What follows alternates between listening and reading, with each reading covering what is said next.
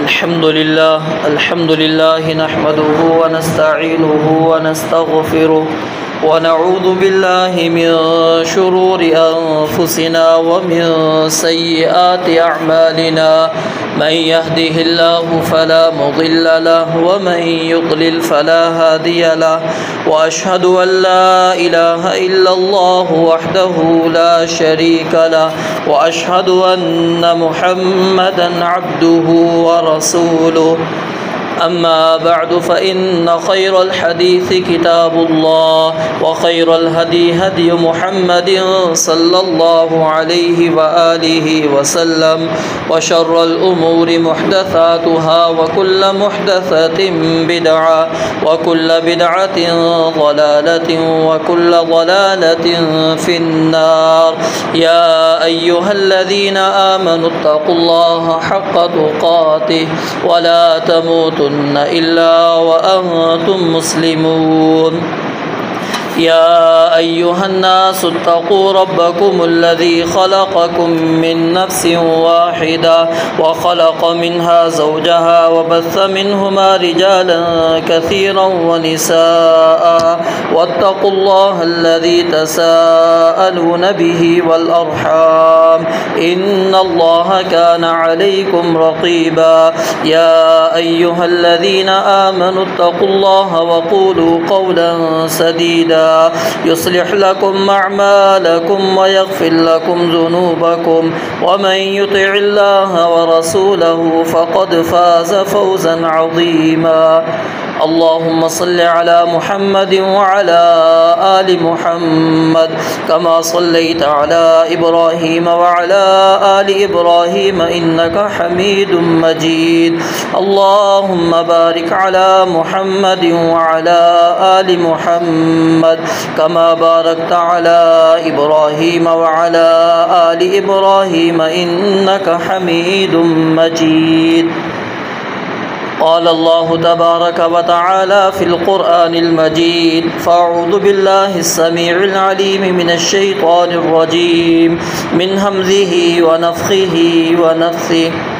लक़द कान लकुम फ़ी रसूलिल्लाहि उस्वतुन हसनह लिमन कान यर्जुल्लाह वल यौमल आख़िर व ज़करल्लाह कसीरा। वक़ाल तआला फ़ी मक़ामिन आख़र वअइद्दू लहुम मस्ततअतुम मिन क़ुव्वह व मिन रिबातिल ख़ैल तुरहिबून बिही अदुव्वल्लाहि व अदुव्वकुम व आख़रीन मिन दूनिहिम ला तअलमूनहुम अल्लाहु यअलमुहुम व मा तुन्फ़िक़ू मिन शैइन फ़ी सबीलिल्लाहि युवफ़्फ़ा इलैकुम व अंतुम ला तुज़लमून। वक़ाल तआला फ़ी मक़ामिन आख़र या अय्युहल्लज़ीना आमनु अस्बिरू व साबिरू व राबितू वत्तक़ुल्लाह लअल्लकुम तुफ़्लिहून।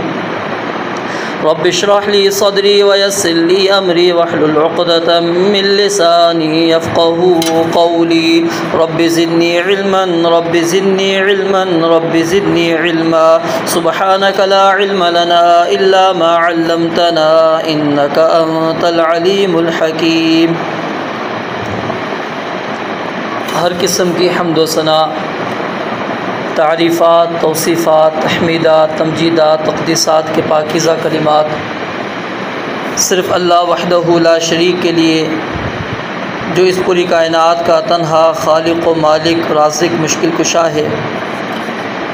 बेशुमार अनगिनत लातादाद दुरूद व सलाम जनाब मुहम्मदुर रसूलुल्लाह सल्लल्लाहु अलैहि व आलिहि वसल्लम की ज़ात अक़दस के लिए, जिनको अल्लाह रब्बुल आलमीन ने इंसानियत के लिए रुश्द व हिदायत का सफ़ीर बनाकर मबूस फरमाया। मुख्तसर हम्द व सलात के बाद, जैसा कि आप मुअज़्ज़ज़ सामीन के इल्म में है, आज का दिन 6 सितंबर हमारे लिए क्या अहमियत रखता है, और इसी तरह कल का जो दिन है 7 सितंबर, ये दिन भी बड़ी अहमियत का हामिल है। आज का दिन हमने अपने दुश्मन को, भारत को, हिंदुस्तान को, जिसने मुल्क पाकिस्तान के अंदर फसादात फैलाने की कोशिश की, और उस तारीख़ से आप मुझसे ज़्यादा वाकिफ़ भी हैं कि क्या उनके जुमले थे और किस तरह हमारी अफवाज ने, हमारी आवाम ने अल्लाह रब्बुल आलमीन के फ़रमान के मुताबिक अपने मुल्क का दिफ़ा किया और दुश्मन को उनके मक़ासिद के अंदर कामयाबी नहीं मिली और नाकामी का सामना हुआ, और इतनी बड़ी नाकामी हुई कि आज तक वो उस नाकामी को मिटा नहीं सके। और यही वजह है कि मुल्क पाकिस्तान को अल्लाह रब्बुल आलमीन ने एक दिफ़ाई क़ुव्वत और दिफ़ाई अल्लाह रब्बुल आलमीन ने सलाहियत से नवाजा है कि जिसकी वजह से जो हमारे दुश्मन हैं उनको अभी तक वो इतनी हिम्मत नहीं हो सकी कि मुल्क पाकिस्तान पर वो कब्ज़ा कर सकें या मुल्क पाकिस्तान के अंदर इंतशार, इफ्तराक पैदा करके इस मुल्क को तकसीम कर सकें। और 7 सितंबर का दिन इस हवाले से बड़ी अहमियत का हामिल है कि जिन लोगों ने रसूल मुकर्रम सल्लल्लाहु अलैहि वसल्लम की नबूवत पर, आपकी रिसालत पर डाका डालने की कोशिश की और कई तरह के उसने दावे किए। मलऊन मिर्ज़ा ग़ुलाम अहमद कादियानी ने कभी ईसा अलैहिस्सलाम होने का दावा करता है, कभी अल्लाह का बेटा होने का दावा करता है, कभी ख़ुद अपने आप को अल्लाह करार दे देता है, कभी ज़िल्ली और कभी बुरूज़ी। ये मुख्तलिफ़ इस्तिलाहात हैं जो उसने अपनाई कि मैं किस तरह का नबी हूँ। बड़ी कोशिश की कि उसने मुसलमानों के अंदर जो ख़ातिमतुन नबी अलैहिस्सलातु वस्सलाम ने मोहर नबुव्वत पर मोहर लगा दी कि आज के बाद कोई क़यामत तक नबी आने वाला नहीं, उसके अंदर उसने बड़ी कोशिश की कि मुसलमानों को गुमराह कर सके और नबी अलैहिस्सलातु वस्सलाम के मद्दे मुकाबिल खड़ा होकर अपनी शरीयत को लाकर पेश करे। लेकिन अल्लाह रब्बुल आलमीन ने इस 7 सितंबर को इस गिरोह को शिकस्त से दोचार किया और पाकिस्तान की अदालत ने उनको अक़लियत करार दिया। अगरचे हमारा ये फ़ैसला दुरुस्त नहीं था, उनको अक़लियत करार देने के बजाय, जैसा कि पिछले गुज़श्ता खुतबे में आपके सामने मैंने ये बात वजाहत के साथ पेश की थी कि उनके ऊपर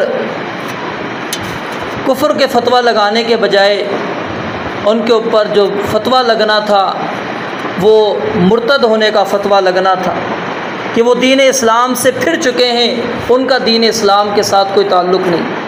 लेकिन हमने उनको कुछ नरमी के साथ वो फ़ैसला हो सका, जिसकी वजह से आज वो अलामात, वो अगरचे उनके ऊपर पाबंदियां हैं लेकिन वो उन्होंने फैलाई भी हैं।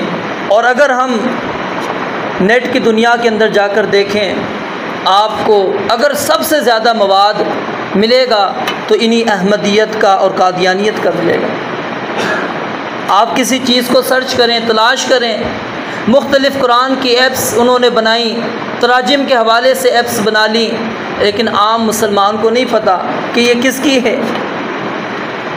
आज सुबह ही की बात है, मैं जब जुमे की तैयारी कर रहा था तो इस हवाले से मैं कुछ मवाद तलाश कर रहा था, हालांकि उनका इससे कोई ताल्लुक़ नहीं है इस मौजू से, लेकिन उसके बावजूद उनका ही मवाद सामने हमारे आ रहा था। तो इससे आप अंदाज़ा लगा सकते हैं कि वो अपनी कितनी सलाहियतें वो इसके अंदर सर्व कर रहे हैं और कितनी रकम वो इसी बात पर ख़र्च कर रहे हैं कि मुसलमानों को गुमराह किया जा सके, और मुख्तलिफ़ हरबे इस्तेमाल करते हैं, मुख्तलिफ़ किस्म की लालच मुसलमानों को देकर वो दीन इस्लाम से उनको मुर्तद करने की कोशिश करते हैं।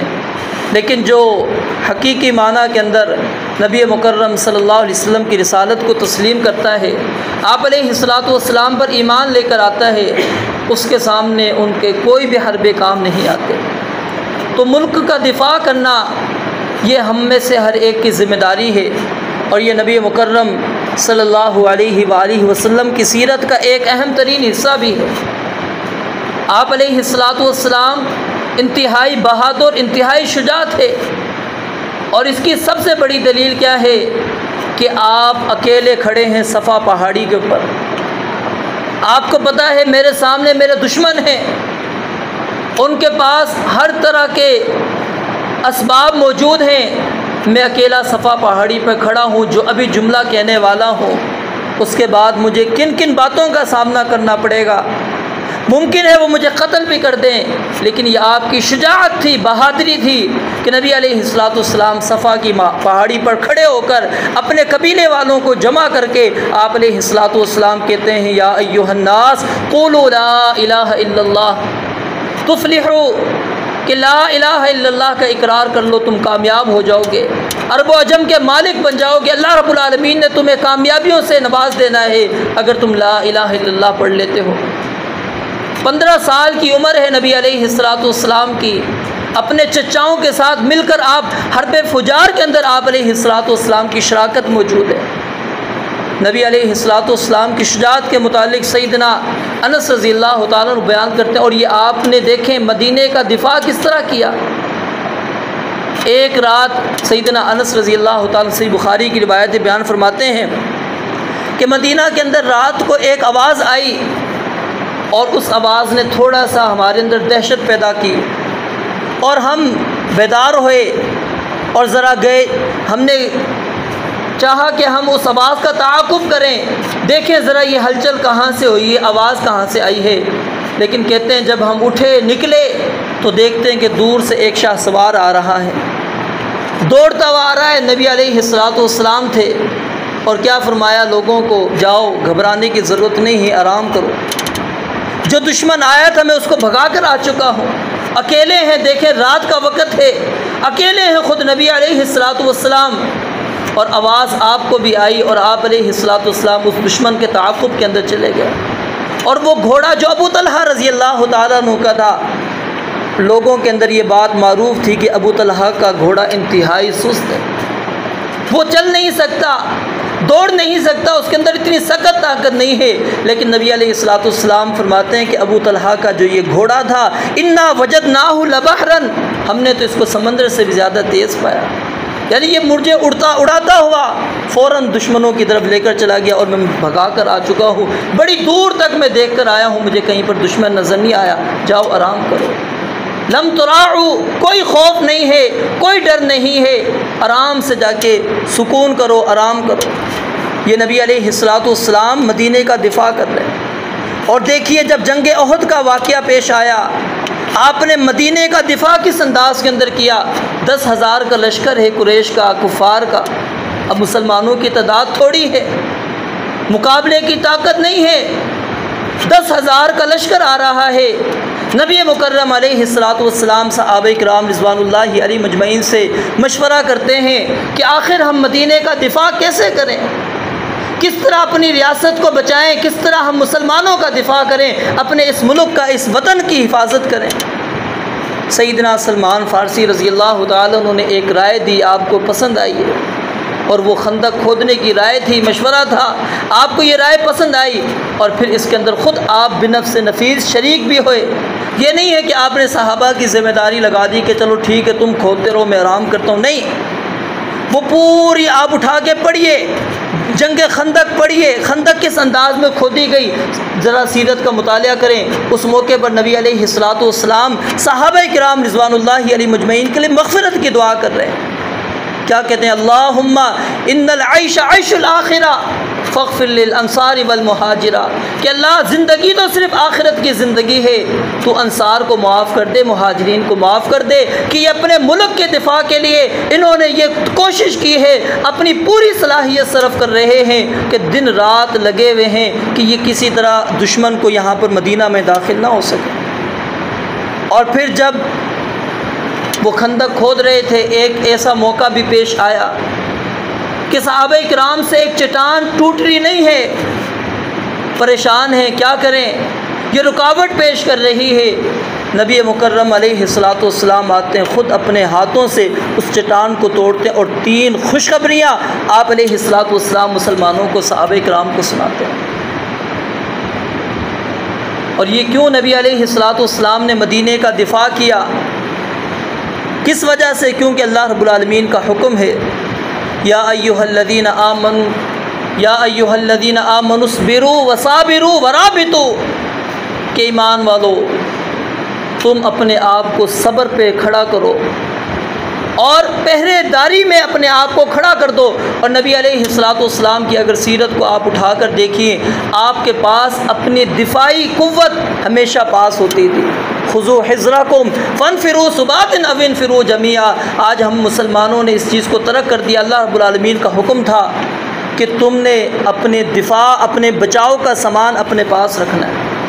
अब मैं भी जायज़ा लूँ, आप लूँ, मेरे पास कोई ऐसा नहीं है कि अगर दुश्मन मुझ पर हमला आवर होता है क्या मैं अपना दिफा कर सकता हूँ? मेरे पास कोई बचाव का सामान है? नहीं। नबी अलैहिस्सलाम के पास या तो तलवार होती थी या नेज़ा नबी अलैहिस्सलाम के पास होता था। अब वज़ू करने जा रहे हैं, सही बुखारी है, उठा के पढ़िए। नबी अलैहिस्सलाम के सहाबी सैयदना अनस बयान फरमाते हैं कि मैं एक हाथ में नबी अलैहिस्सलाम का जब वज़ू के लिए लोटा उठाया करता था तो नबी अलैहिस्सलाम के हाथ में नेज़ा भी हुआ करता था। आप क़ज़ाए हाजत के लिए जा रहे हैं, उस वक़्त भी नेज़े को नहीं छोड़ रहे। आप नमाज़ पढ़ रहे हैं, सुतरे के लिए नेज़े को इस्तेमाल कर रहे हैं। हर वक्त आप अलैहिस्सलाम के पास अपना एक बचाव का सामान मौजूद हुआ करता था। दिफाई जो ताकत, कुव्वत, असबाब थे वो नबी अलैहिस्सलाम ने इख्तियार किए। और जब देखिए ना मदीना के अंदर आए, मदीना के अंदर नबी अलैहिस्सलाम आने से पहले आपकी कैफियत क्या थी? मक्का के अंदर आप अच्छी तरह वाकिफ़ हैं कि वहाँ पर कुफ़ार ने आपका रहना मुश्किल कर दिया था, सहाबा किराम का रहना मुश्किल किया था। तो सबसे पहले आपने जब मदीना के अंदर आने के बाद सबसे पहला जो दाखिली अमन था कि किसी तरह मदीने को महफूज किया जाए, उसके ऊपर आपने कदम उठाया और उसमें सबसे पहला कदम मस्जिद का कदम था। फिर उसके बाद आपने मुआख़ात कायम की सहाबा के दरमियान में, और मिसाल क़यामत तक हमें नहीं मिलेगी जो रिश्ता आप अलैहिस्सलाम ने अंसार और मुहाजिरीन के दरमियान में उख़ुव्वत वाला कायम किया, जिस अंदाज से आज तक उसकी मिसाल नहीं और क़यामत तक भी नहीं मिल सकती। फिर उसके बाद आप अलैहिस्सलाम ने यहूद के जो 3 बड़े कबाइल थे उनसे मुआहदे किए और आपने मदीने के दिफा पर उनको खड़ा किया कि हाँ तुम दुश्मन का साथ नहीं दोगे, कुरैश का साथ नहीं दोगे, तुमने मदीने की हिफाजत करनी है, मुसलमानों की हिफाजत करनी है। पहले आपने अंदरूनी तौर पर मदीने को महफूज किया, जिन जिन से आपको नुकसान का डर था, अंदेशा था, आपने उससे अपने वतन को बचाया। उसके बाद फिर आप अलैहिस्सलाम ने जो इर्द गिर्द के कबाइल थे जिनके ताल्लुकात कुरैश के साथ थे, उन लोगों से नबी अलैहिस्सलाम ने 2 टोक जाके मुआहदे किए कि अगर हमारे साथ रहना चाहते हो तो ये हमारे मुआहदे हैं, ये शराइत हैं, अगर नहीं तो फिर याद रखो जिस तरह हमारे दुश्मन वो कुरैश वाले हैं, मक्का वाले हैं, तुम भी हमारे दुश्मन। तो नबी अलैहिस्सलाम ने मदीने का दिफा किया। तो ये अल्लाह रब्बुल आलमीन का हुक्म भी है, वाइद्दू लहुम मस्तताअतुम मिन कुव्वा, कि अपनी तैयारी तुम हमेशा के लिए तैयार रखो जितनी ताकत तुम्हारे पास मौजूद है। और नबी अलैहिस्सलाम ने फरमाया अला इन्नल कुव्वता अर्रम्यु, जो कुव्वत है उससे मुराद क्या है? निशानाबाजी।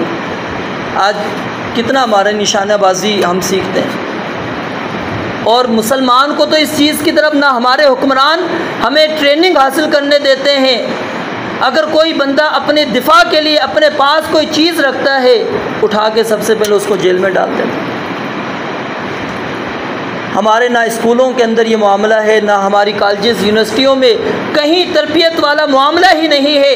कुरान करीम की इस आयत पर कहीं पर भी अमल नहीं हो रहा। बस हमने एक ख़ास इदारा बना दिया कि जी जिसने तैयारी करनी है फ़ौज में दाखिला ले, फ़ौज में आए, अगर वो दाखिल हो जाए ठीक है, उसके लिए इजाज़त है, बाकी किसी के लिए नहीं। हालांकि ये ज़िम्मेदारी हर एक की थी। वाइद्दू लहुम मस्तताअतुम मिन कुव्वा व मिन रिबातिल खैल, और अल्लाह कहते हैं घोड़े हमेशा बांध के रखने हैं। और अब घोड़ों से मुराद क्या है कि हमेशा अपने ये असलहा, अपनी टैंक वग़ैरह इनको तैयार रखना है मिज़ाइलों को। तुरहिबून बिही अदुव्वल्लाहि व अदुव्वकुम, इसके ज़रिए से अल्लाह ताला तुम्हारे दुश्मनों पर खौफ डालेगा, और जो अल्लाह के दुश्मन होंगे उन पर खौफ होगा, रौब होगा, दबदबा होगा तुम्हारा।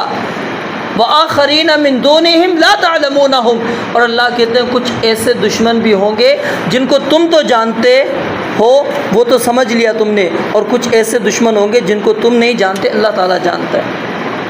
उनके दिलों में भी अल्लाह ताला तुम्हारा रोब डालेगा। और देखिए जब मुसलमानों ने ये जंग ओहद का वाक़या पेश आया, जंग खंदक का वाक़या पेश आया, इस वक्त नबी अलैहिस्सलाम ने फरमाया था कि आज के बाद कभी भी किसी दुश्मन को मदीना के ऊपर हमले की ताकत नहीं होगी। और तारीख़ उठा के पढ़ लिया, उसके बाद कभी भी दुश्मन मदीना के ऊपर हमले के लिए नहीं आ सका। क्यों? कि आपने अपनी दिफाई क़ुव्वत उनके सामने ज़ाहिर की, अपने दिफा को पेश किया कि हम किस तरह अपने वतन को, अपने मुल्क को बचा सकते हैं। तो मेरे भाइयों, ये ज़िम्मेदारी है। और अल्लाह रब्बुल आलमीन फरमाते हैं वलौ अरादुल खुरूज लअद्दू लहू उद्दा, आप भी कहेंगे, मैं भी कहूँगा कि जी हमारा दिल तो चाहता है, और अल्लाह कहते हैं अगर इरादा होता है इनका तो उसके लिए तैयारी भी करते हैं। ये आयात उस ज़मन में नाज़िल हुई थी जब तबूक का वाक़या पेश आया।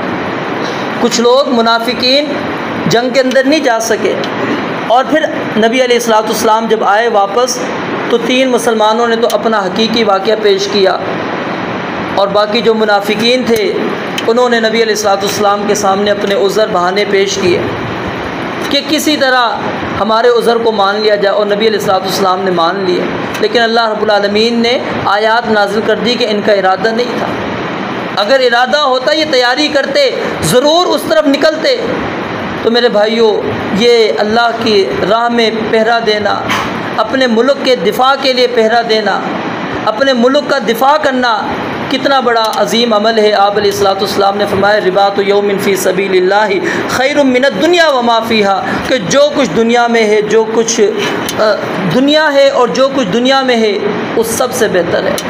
और आप अलैहिस्सलाम ने फरमाया कि एक रिवायत के अंदर अगर लैलतुल क़द्र की रात हो और बंदा इबादत कर रहा हो हजर अस्वद के पास खड़े होकर, बैतुल्लाह के पास, अब वहाँ पर इबादत कितना अजीम अमल है, कितना अजर व सवाब है, और लैलतुल क़द्र भी मौजूद है। लेकिन नबी अलैहिस्सलाम ने फरमाया कि एक दिन एक रात का पहरा अगर अल्लाह की राह के अंदर कोई देता है अपने मुल्क के दिफा के लिए, तो वो उससे भी अफजल है।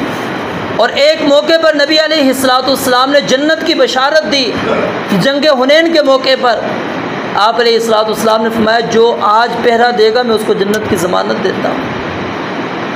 नबी अलैहिस्सलाम अपना जब भी जंगों के अंदर जाया करते थे, आपका यही तर्ज़ अमल था, पहरा दिलवाना। एक मौके पर नबी अलैहिस्सलाम दिन को आराम करने के लिए पड़ाव डाल लिया। अब साए के लिए सहाबा किराम मुख्तलिफ़ जगहों पर उन्होंने पड़ाव डाला, यानी थोड़ा नबी अलैहिस्सलाम से दूर थे। नबी अलैहिस्सलाम ने अपनी तलवार लटका दी और आप भी आराम कर रहे हैं, सहाबा भी आराम कर रहे हैं। एक दुश्मन आता है और आप अलैहिस्सलाम की तलवार को पकड़ लेता है और आपके ऊपर सौंध कर आप बेदार हो जाते हैं। कहता है कि अब बताएं आपको मुझसे कौन बचाएगा, क्योंकि उसको करीब में सहाबा नज़र नहीं आ रहे थे। तो इसलिए उसने कहा शायद कि नबी अलैहिस्सलाम डर जाएंगे, घबरा जाएंगे।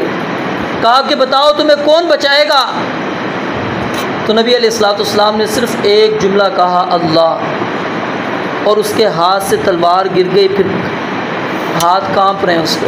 नबी अलैहिस्सलाम ने तलवार अपने हाथ में ले ली, सहाबा भी इतने जमा हो गए। आपने कहा अब बताओ तुम्हें मुझसे कौन बचाएगा। फिर आपकी सिफ़ात बयान करने लगा, आपकी रहम दिली को बयान करने लगा। और सैयदना अली रज़ी अल्लाह तआला अन्हु बयान करते हैं जंग बदर के मुतालिक, और आम भी उनका ये तज़किया मौजूद है कि जब कुफ़ार की तरफ से सख्त हमला हुआ करता था तो हम सहाबा किराम आपके पीछे खड़े होकर अपने आप को महफूज किया करते थे। अगर हम अपना बचाव चाहते थे तो नबी अलैहिस्सलाम के पीछे खड़े हुआ करते थे कि हम नबी अलैहिस्सलाम के साथ होंगे, पीछे होंगे तो बच जाएंगे, क्योंकि आप सबसे बहादुर थे और सबसे आगे होते थे। और जंगे हुनैन का वाक़या देख लीजिए, 10,000 मुसलमान हैं, फ़ख्र आया, गुरूर आया दिल के अंदर। फ़तह मक्का के बाद का वाक़या है कि हम तो 313 थे तो हमने 1000 को शिकस्त दे दी हैं। ओहद में हमने 10,000 को शिकस्त दे दी। आज तो हम 10,000 हैं पहले 300 थे, 1000 थे, हम शिकस्त देते आए, आज 10,000 है, हमारा मुकाबला कौन कर सकता है? अल्लाह रब्बुल आलमीन ने कहा कि अगर तुम अपनी ताकत के ऊपर, अपनी क़ुव्वत के ऊपर समझते हो कि हमारे पास आज क़ुव्वत मौजूद है, अफरादी क़ुव्वत मौजूद है, हम कामयाब हो जाएंगे, कामयाबी नहीं है। फिर क्या हुआ?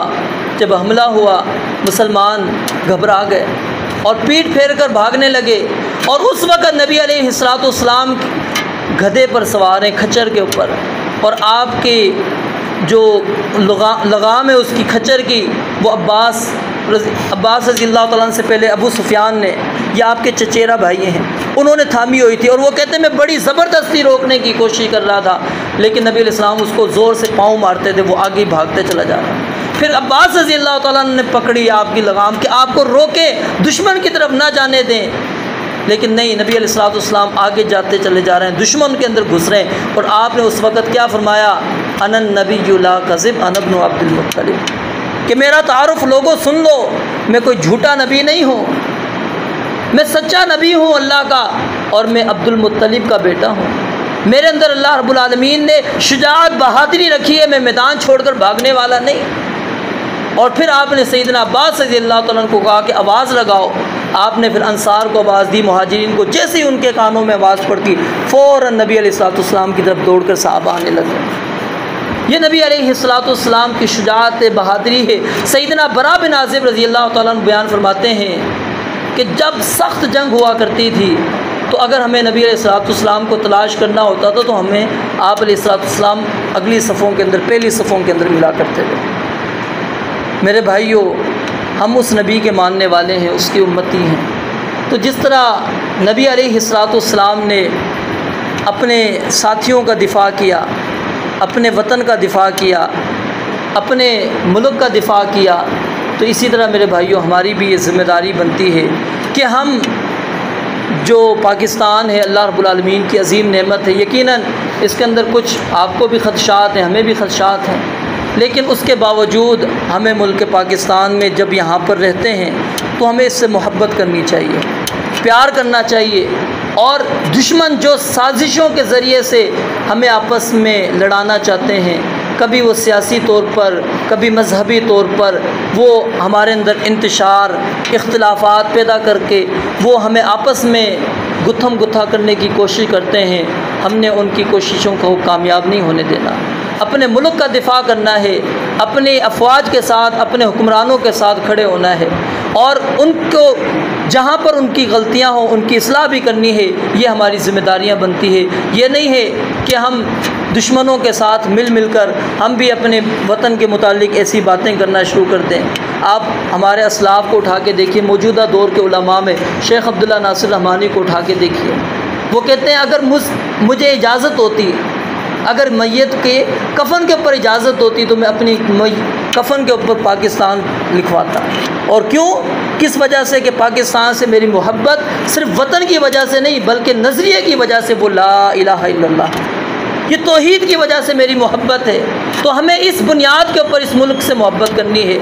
इसलिए नहीं कि यहाँ के हुक्मरान ऐसे हैं, अफवाज ऐसी हैं, तो फ़लाँ ऐसी नहीं। हमने सिर्फ़ अपने नज़रिए की बुनियाद पर कि ये मुल्क इसलिए हासिल किया, हमारे अकाबिरीन ने इसलिए कुर्बानियाँ पेश की थी कि यहाँ पर हम ला इलाहा इल्लल्लाह का बोलबाला करेंगे, इस्लाम की सरबुलंदी के लिए हमने ये मुल्क हासिल किया था। तो उसके लिए हम ये अपनी कोशिश करेंगे और इसलिए हमारी मोहब्बत होगी। और नबी अलैहिस्सलाम की मोहब्बत अगर मदीना से आप उठा के देखिए, सहाबा बयान करते हैं कि जब आप जंग से वापस आ रहे होते या सफ़र से वापस आ रहे होते थे, मदीना जब आपको नज़र आता था तो आपके चेहरे पर मुस्कुराहट आ जाया करती थी। और फिर जिस सवारी पर आप सवार होते और उसको तेज़ फिर आप मदीना की तरफ लेकर चले जाया करते थे। तो मेरे भाइयों, हमने अपने मुल्क का भी दिफ़ा करना है और साथ में अपने रसूल सल्लल्लाहु अलैहि वसल्लम का भी दिफ़ा करना है। कादियानियत को, मुर्तद्दीन को, जो नबी अलैहिस्सलाम की नबुव्वत पर डाका डालने की कोशिश करते हैं, उनकी भी कोशिशों को हमने कामयाब नहीं होने देना।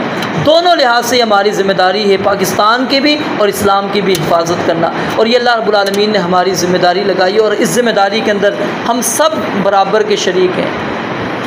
कुछ निचली सतह पर हमारी ज़िम्मेदारियाँ बनती हैं, कुछ हुक्मरानों की ज़िम्मेदारियाँ बनती है। जो मेरी और आपकी ज़िम्मेदारियाँ हमें उस पर तवज्जो देनी चाहिए, जो हमारे हुक्मरानों की ज़िम्मेदारियाँ उनको भी उस पर तवज्जो देनी चाहिए और कलिमा हक़ उनके सामने बुलंद करते रहना चाहिए, कहते रहना चाहिए उनको। क्योंकि अगर आप उनके सामने कलमा ही बुलंद ना करें, जिस तरह के पिछले दिनों ये वाक़या पेश आया, अगर हर एक खामोश हो जाए कि ठीक है कानून बन गया था, इनको कादियानियों को काफिर करार दे दिया था, तो उसके बावजूद क्यों वो शरारतें कर रहे हैं? अगर इस पर उलमा खामोश हो जाएं तो मेरे भाइयों फिर जो पोस्टों के पर वो मौजूद हैं, जहाँ तक वो घुस चुके हैं, वो अपने आप को मुसलमान डिक्लेयर करा देंगे। तो इसलिए हमारी ये ज़िम्मेदारी बनती है कि हम इस अक़ीदे को समझें, ख़त्म नबूवत के अक़ीदे को, नबी अलैहिस्सलाम का दिफ़ा करें, अपने मुल्क का दिफ़ा करें। रब्बुल आलमीन से दुआ है अल्लाह ताला हमें समझने अमल करने की तौफ़ीक़ अता फ़रमाए। व आख़िर दअवाना अनिल हम्दुलिल्लाहि रब्बिल आलमीन।